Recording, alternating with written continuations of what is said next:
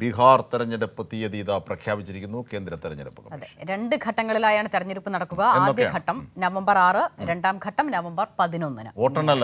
വോട്ടെണ്ണൽ നവംബർ 14 നടക്കുമെന്നുള്ളതാണ് തെരഞ്ഞെടുപ്പ് കമ്മീഷൻ പ്രഖ്യാപിച്ചിരിക്കുന്നത്. തെരഞ്ഞെടുപ്പ് പ്രഖ്യാപിച്ചതോടെ സ്ഥാനാർത്ഥി നിർണയത്തിനുള്ള അന്തിമഘട്ട ചർച്ചയിലാണ് മുന്നണികൾ. തെരഞ്ഞെടുപ്പ് പെരുമാറ്റച്ചട്ടവും ബീഹാറിൽ നിലവിൽ വന്നു.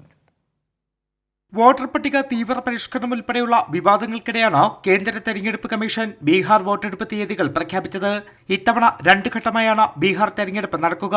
ആദ്യഘട്ടം നവംബർ 6 രണ്ടാം ഘട്ടം നവംബർ 11 നവംബർ 14 വോട്ടെണ്ണൽ.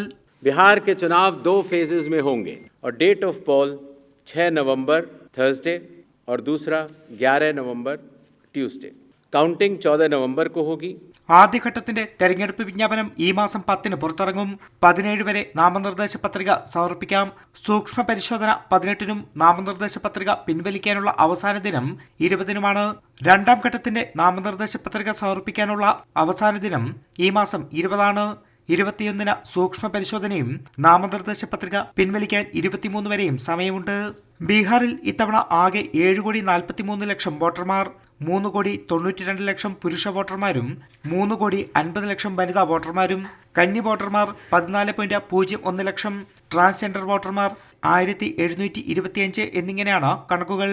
ബീഹാർ തെരഞ്ഞെടുപ്പ് മുതൽ രാജ്യത്തെ തെരഞ്ഞെടുപ്പുകളിൽ 17 മാറ്റങ്ങളാണ് കമ്മീഷൻ കൊണ്ടുവരുന്നത്. എല്ലാ ബൂത്തുകളിലും വെബ്കാസ്റ്റിംഗ്, പോളിംഗ് ബൂത്തുകൾക്ക് 100 മീറ്റർ അകലെയാകണം പാർട്ടി ബൂത്തുകൾ, EVMകളിൽ കളർ ഫോട്ടോ ഉൾപ്പെടെ 17 മാറ്റങ്ങൾ.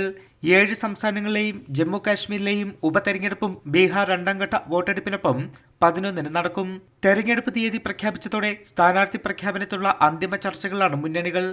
SIR വോട്ടർ പട്ടിക ക്രമക്കേട് ആരോപണങ്ങൾക്ക് തെരഞ്ഞെടുപ്പ് വിജയത്തിലൂടെ മറുപടി പറയാനാണ് BJP NDA സഖ്യത്തിന്റെ നീക്കം.